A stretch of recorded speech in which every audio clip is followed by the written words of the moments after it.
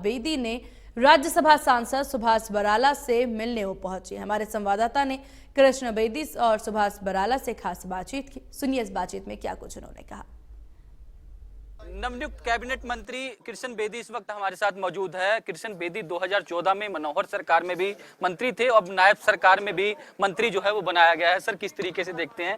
पहले मनोहर लाल जी के साथ काम किया, अब नायब सिंह सैनी जी के साथ। देखिए, जो पूरी टीम है, लंबे समय तक संगठन मंत्री के रूप में जो हमको कार्यकर्ताओं को गढ़ा, उन्होंने जो सिखाया, ये पूरी की पूरी टीम वही टीम है।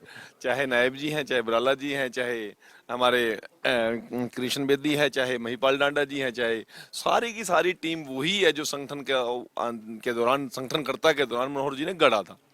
आज नायब जी उन्हीं पच्चीनों पर चल रहे हैं, उसी काम को हम आगे बढ़ा रहे हैं। हमारे देश के नेतृत्व ने जो एजेंडा तय करके हमें दिया है, और मोदी जी का जो सपना है सर्वश्रेष्ठ भारत बनाने का, उस सर्वश्रेष्ठ भारत का जब कंप्लीट पूर्णतः उसका स्वरूप आएगा, तब उसमें हरियाणा भी साथ साथ बढ़े। ये संभव ही नहीं है हरियाणा तरक्की करे और जींद जिला पिछड़ जाए, फतेहाबाद जिला पिछड़े, सरसा जिला पिछड़े। तो इसीलिए तो मनोहर जी ने जो नारा दिया था ना, सबका साथ, सबका विकास और सबका विश्वास, और हरियाणा एक, हरियाणवी एक। तो इस सारी चीजों को साकार करके आगे बढ़ाने का हमने काम किया है, और जो संकल्प पत्र है उसको पूरा करने का हम दृढ़ संकल्पता के साथ खड़े हैं। आपकी प्राथमिकता क्या रहेगी? किस तरीके का विकास जो है वो बताया ना, हमारी सरकार ने, हमारी पार्टी ने चुनाव के दौरान जो संकल्प पत्र दिया है, वो पहली प्राथमिकता तो वो है।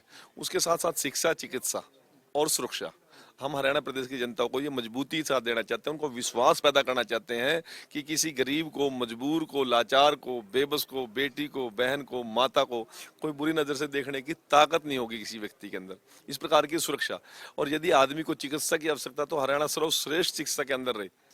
और शिक्षा की बात आए तो हरियाणा शिक्षा में भी आगे बढ़े, उसके साथ साथ खेलों की, क्योंकि ये सारी हमारी हरियाणा की जो पृष्ठभूमि है, वो खेलों के लिए इस प्रकार का हमारा वातावरण है, ऐसी हमारी मिट्टी में ताकत है, ऐसे हमारे नौजवान के हड्डियों में मजबूती है।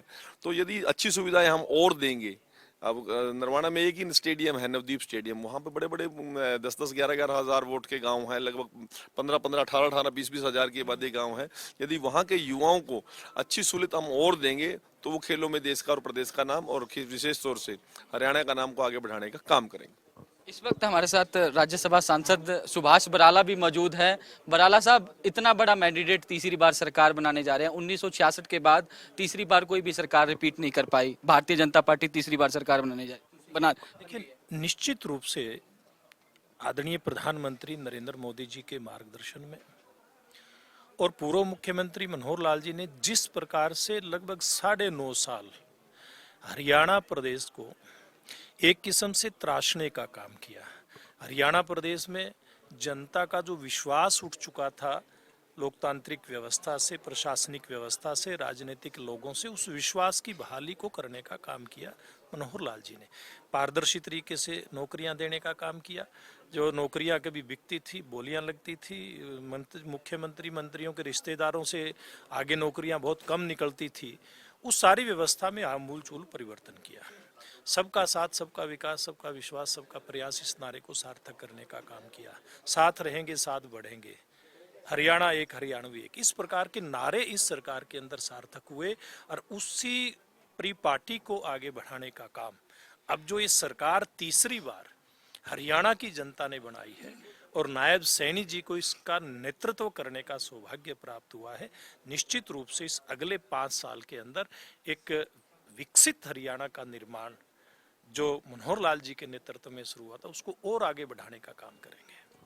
जिस तरीके से कांग्रेस की हार हुई चुनाव में, ओवर कॉन्फिडेंट थे चुनाव से पहले कि सरकार बनाने जा रहे हैं, उसके बाद ईवीएम पर ठिकरा फोड़ा गया कि ईवीएम में गड़बड़ी की गई है। क्या लगता है कि किस वजह से कांग्रेस को इतना खराब प्रदर्शन कांग्रेस का? ख्याल में ये सारे विषय तो कल हो गए हैं। आज शपथ समारोह और देश का भव्य समारोह हुआ है, सर्वश्रेष्ठ नेतृत्व आया। आज कांग्रेस पर टिप्पणी करना कोई उचित नहीं है, उसके बाद में कभी डिस्कस करेंगे। आज तो ये जो समारोह हुआ है, मेरे प्रदेश के मुख्यमंत्री जी ने आज शपथ लिया, उनकी टीम ने जो शपथ लिया, उनका आभार, उनकी खुशी, उसमें शामिल होने का समय। शुक्रिया हमसे बातचीत करने के लिए। तो कैबिनेट मंत्री कृष्ण बेदी थे, साथ ही साथ सुभाष बराला भी थे, जिनका साफ तौर पर कहना है कि मिलकर काम करेंगे, जो वादा किया है उसको पूरा करने का काम जो है वो किया जाएगा। चंडीगढ़ से वीडियो जर्नलिस्ट जतिन के साथ साहिल रुखाया, इंडिया न्यूज।